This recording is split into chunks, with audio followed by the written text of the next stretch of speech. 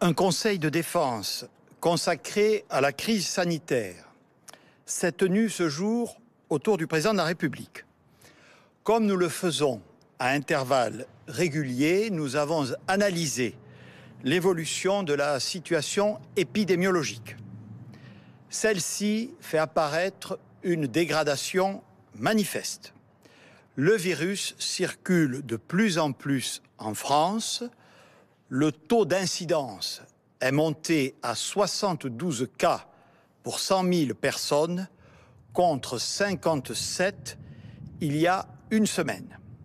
Le pourcentage des cas positifs ne cesse d'augmenter. Un élément suscite particulièrement notre inquiétude. Pour la première fois depuis de longues semaines, nous constatons une augmentation sensible de personnes hospitalisées. Or, les personnes qui arrivent en réanimation sont les mêmes qu'au mois de mars. Tout confirme que le virus n'a pas baissé en intensité, avec une proportion toujours aussi élevée de personnes âgées. Cela signifie qu'il n'y a pas de lignes Maginot, même si le virus circule principalement chez les jeunes, dont beaucoup ne présentent heureusement aucun symptôme. Il finit inévitablement par toucher les personnes les plus vulnérables, pour lesquelles le virus présente un véritable danger. Face à cette épidémie, notre stratégie ne varie pas.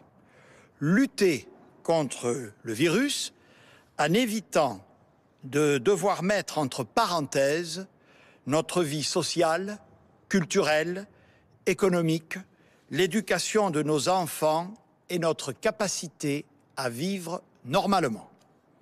Oui, le virus est là pour quelques mois encore et nous devons réussir à vivre avec lui sans nous laisser entraîner à nouveau dans une logique de confinement généralisé. La solution la plus simple et la moins contraignante, on la connaît, c'est appliquer scrupuleusement les gestes barrières. Cela dépend fondamentalement de nous. Je l'ai déjà dit, la période estivale a été marquée par une forme de relâchement que l'on peut probablement expliquer après les longues semaines de confinement au printemps dernier. La rentrée est là. Nous devons impérativement respecter les règles de distanciation physique, nous laver régulièrement les mains. Nous devons porter le masque, ce que l'immense majorité de nos concitoyens fait, en application des dispositions que nous avons prises, et je les en remercie. L'autre pilier de notre stratégie, c'est dépister massivement et casser ainsi les chaînes de contamination. Nous réalisons aujourd'hui plus d'1 million de tests par semaine. C'est considérable et la France est ainsi devenue le 3e pays qui teste le plus en Europe.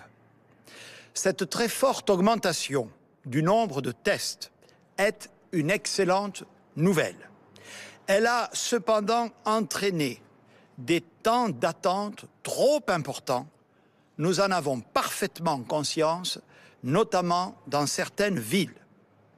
Attendre, ce n'est pas grave s'il n'y a pas urgence. Mais c'est problématique lorsque vous êtes prioritaire. Quand êtes-vous prioritaire? Vous êtes prioritaire si vous présentez les symptômes de la Covid, si vous avez été en contact rapproché avec une personne positive, ou enfin si vous êtes un personnel soignant ou assimilé travaillant à l'hôpital, dans un EHPAD ou à domicile. Pour ces personnes prioritaires, nous allons renforcer les circuits dédiés de dépistage. Ainsi, les laboratoires leur réserveront certains créneaux horaires et nous veillerons, là où il y a des besoins, et notamment dans les grandes villes, à installer des tentes de dépistage qui leur seront également dédiées. Pour les personnes testées positives et celles avec lesquelles elles ont été en contact, le Conseil de défense a pris 2 décisions pour améliorer la surveillance épidémiologique. Première décision, 2000 recrutements supplémentaires seront effectués au sein de l'assurance maladie et des agences régionales de santé pour réaliser ce qu'on appelle le traçage. Deuxième décision, sur proposition du Conseil scientifique, la durée d'isolement sera ramenée à 7 jours, c'est-à-dire la durée pendant laquelle il y a un véritable risque de contagion. Il est primordial que chacun respecte strictement cette durée d'isolement, ce qui donnera lieu à des contrôles. Par ailleurs, le Conseil de défense a porté à 42 le nombre de départements classés rouges, c'est-à-dire à circulation dite active du virus.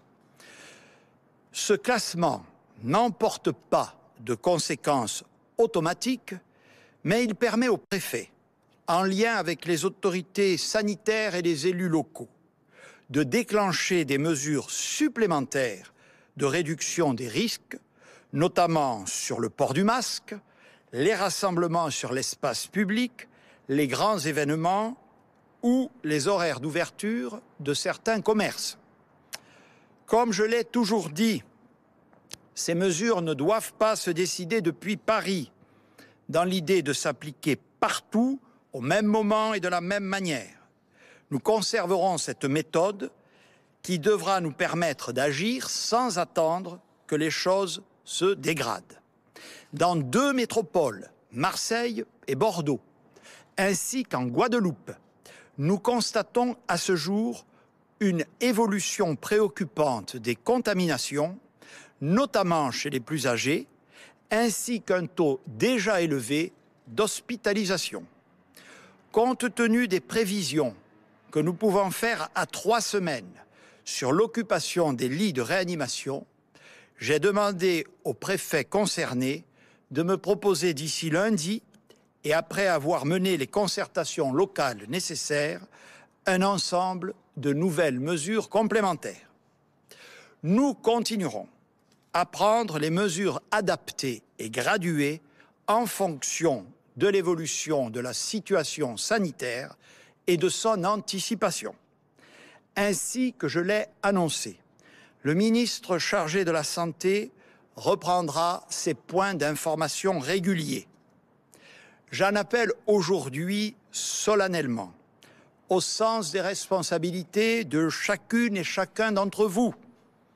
Nous ne parviendrons à enrayer cette reprise de l'épidémie qu'en étant tous vigilants et solidaires. Je demande en particulier aux personnes âgées d'observer la plus grande prudence au quotidien. Faites attention, soyez très prudents. Pour quelques mois encore, nous devons faire preuve d'une responsabilité de tous les instants, d'un civisme exigeant. Demain dépend de vous, de nous. Je vous remercie.